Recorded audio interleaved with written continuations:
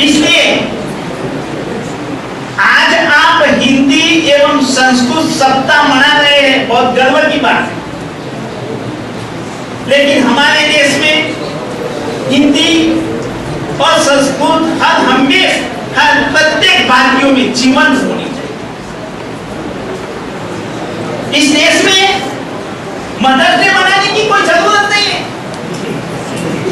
हम हर रोज सुबह में उठकर माता पिता को प्रणाम करते हैं। हमारे विद्याभारती के जितनी शैक्षणिक संस्थाएं, उन संस्थाओं में सिखाया जाता है कि स्कूल में आते समय माता पिता और घर में जितने भी बड़े लोग हैं उसको प्रणाम करके नतमस्तक करके आओ। ये तो हमारी संस्कृति है। हम तो हर रोज माता को उतना प्रेम देते हैं, मदर्स डे के द्वारा जो लोग प्रेम देते हैं उनसे भी ज्यादा। जैसे हिंदी और संस्कृत सप्ताह आजकल मनाते हैं, बहुत गर्व की बात है कि ऐसी अनेक संस्थाएं हैं। उस संस्थाओं में हिंदी एवं संस्कृत सप्ताह तो मनाया जा रहा है, जिनके द्वारा हिंदी के साहित्य का, संस्कृत की समृद्धि आदि का ज्ञान तो छात्रों को होगा।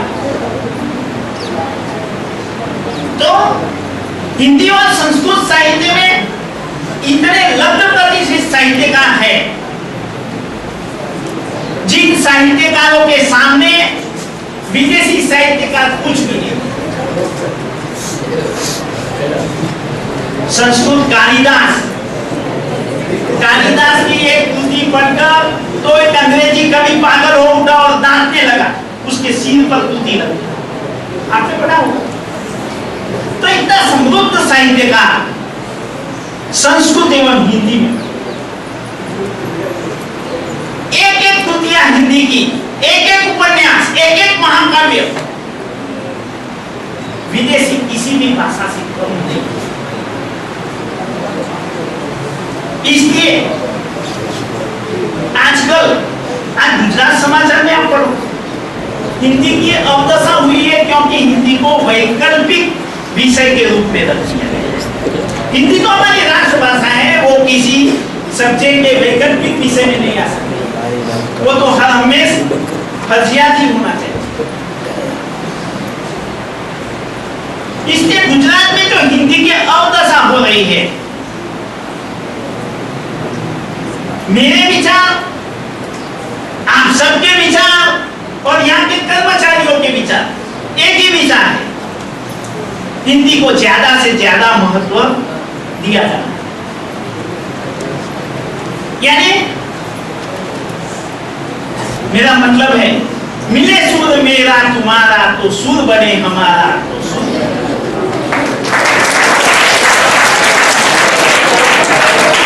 हमारे सुर का मतलब यही है कि इस देश में जब तक इस देश की संस्कृति है, इस देश जीवंत रहेगा, तब तक हिंदी और संस्कृत जीवंत रहेगा। दोनों भाषाएं अवश्य पढ़ाई जानी चाहिए। दोनों भाषाओं को किसी वैकल्पिक विषय के रूप में नहीं रखना चाहिए। यदि ऐसा हुआ तो मैं मानूंगा आज का हिंदी एवं संस्कृत सप्ताह का उद्घाटन का जो उद्देश्य है सही रूप से वो उद्देश्य सार्थक होगा। अस्तु।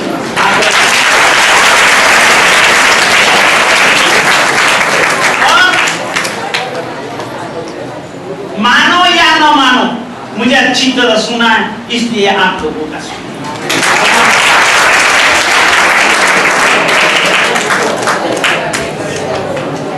बहुत बहुत आभार साहब, धन्यवाद। हमारे एक छोटे से फोन से निमंत्रण को स्वीकार करके आप यहाँ उपस्थित हुए और हमारे तालीमार्थी मित्रों, पीटीसी और बीएड के मित्रों को मार्गदर्शन किया। हिंदी की नवीन शिक्षण पद्धतियों नवाचार बिल्कुल सरल भाषा में पद्धति और उदाहरण के साथ आपने प्रस्तुत किया, हमारे विद्यार्थियों को लाभान्वित किया। निश्चित रूप से हमारे लिए बहुत ही बड़ी उपयोगी बात होगी। एक बार फिर आपको आभार। कार्यक्रम की अंतिम पड़ाव की ओर है और अध्यक्षीय उद्बोधन के लिए मैं निवेदन करूंगा आचार्य श्री दिनेश भाई, लोकनिकेतन शिक्षण महाविद्यालय। हिंदी में नहीं बोलवे बीजू नहीं आज बन्यू છે અધ્યક્ષ ને બેન બધી છૂટ હોય છે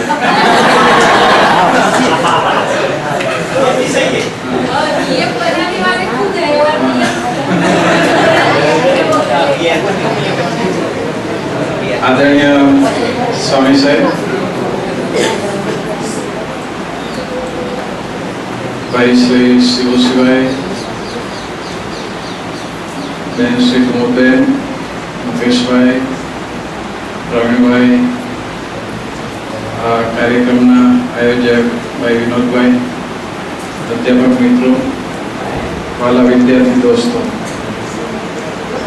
खूब सरस नानकड़ो कार्यक्रम थयो पण मने जे बोली वार्तामां कहेवाय ने एवुं थयुं छे। हूँ खेतीनो माणस, खेती ज भणेलो अने मने हिंदी सप्ताहनो अध्यक्ष बनावी दीधो। मारी कारकिर्दी हमेशा डाबी साइड थी ज हिंदी में सारी रही है, कारण के हूँ मूळ सायन्स नो माणस छुं, એટલે મને કોઈની ભાષા સારી ફાવી નથી।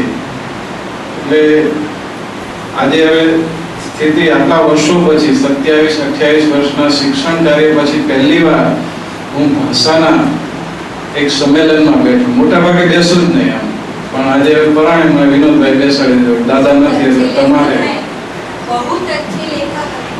તમારે બહુ સારા તમારે કે બેસવું જ પડશે। મેં આમ તો સુધારો કરાવેલો પણ આપણી જે ઓલી બીએસએનએલ ની સ્થિતિ છે ને એવી આપણી સ્થિતિ હતી। ટાવર નીચે ઊભા હતા તોય એમ કહે કે ભાઈ આ તો કવરેજ ક્ષેત્રની બહાર છે। તમે કિરીટભાઈને મેં કહ્યું, કિરીટભાઈ તમે કુમુદબેનને અધ્યક્ષ બનાવો, કારણ કે હિન્દીના તો એ યોગ્ય છે, પણ એ અહીંયા સુધી પહોંચે એ પહેલા કવરેજ ક્ષેત્ર આવ્યું જ નહીં, અમે બેસી ગયા હતા। એટલે चौधरी साहेब મને જ અધ્યક્ષ રાખ્યો। દોસ્તો એક વાત બહુ સ્પષ્ટ છે કે હિન્દી ભાષા છે એ આપણા દેશનું એકતાનું પ્રતીક છે અને એ એકતા એ આપણી જે રાજ્યો વચ્ચેની છે, વ્યક્તિ વચ્ચેની છે, એ ત્યારે જ શક્ય બને કે જ્યારે આપણી બધાની ભાષા એક હોય। અને આ વસ્તુ એવી બની છે કે દક્ષિણ દિશાથી એ શરૂ થયું અને ધીમે ધીમે કરતા એ રોગ છે ને એ ઠેઠ કાશ્મીર સુધી પહોંચી ગયો, અંગ્રેજીકરણનો, અંગ્રેજીયતનો। આ દેશના જ્યારે બે ટુકડા થયા ત્યારે પણ એક નક્કી થયું કે આ દેશમાંથી અંગ્રેજો ગયા પણ એની જે અંગ્રેજીયત છે ને એ મુકતા ગયા। અને લોકો હસતા હતા જતા નહીતર માણસ છે કોઈ પણ જગ્યા છોડે ને ત્યારે એને સેજ ગ્લાનિ થાય, એવા દુઃખ થયું। આટલા વર્ષો સુધી 200 વર્ષ સુધી રાજ્ય કર્યું અમે જઈએ છીએ પણ ત્યારે એ નહીં, કોઈ કહેતા હતા કે અમે અમારી અસલિયત તો મૂકતા જઈએ છીએ, અમારું પુતળું છે એને અમે છોડીએ છીએ, જેમ આત્મા છે દેહને છોડે। પણ એ આપણે ત્યાં અંગ્રેજીયત રહી અને એનું આ પરિણામ છે કે આજે આપણે હિન્દી દિવસને ઉજવવો પડે છે। આમ એવું છે કે કોઈ પણ દિવસની ઉજવણી કરવાનું થાય ને એટલે એમ કહેવાય કે એનું માંડવાળ કરવાનું હોય ત્યારે એની ઉજવણી શરૂ કરવાની। તમે જુઓ દરેક વિચારસરણીની આ સ્થિતિ છે કે કોઈ પણ વ્યક્તિ છે મૃત્યુ પામે, આપણે ત્યાં તો આ વસ્તુ છે ગુજરાતમાં કે એ જીવે ત્યાં સુધી એને બહુ પાણી નહીં પાવાનું। અત્યારે શ્રાદ્ધ ચાલે છે ને એટલે એની જ વાત કરતો કે ગયા પછી જ આપણે એમને દૂધ પાક ખવડાવીએ અને બધું જાતનું ખવડાવીએ, પણ જીવતા ત્યાં સુધી એટલું દૂધ પાયું હોત ને તોય સારું હોત, એ નથી કરતા દોસ્તો। સ્વામી સાહેબે બહુ સરસ કહ્યું કે ભાષા છે ને એ જીવન ને આખું શિક્ષણ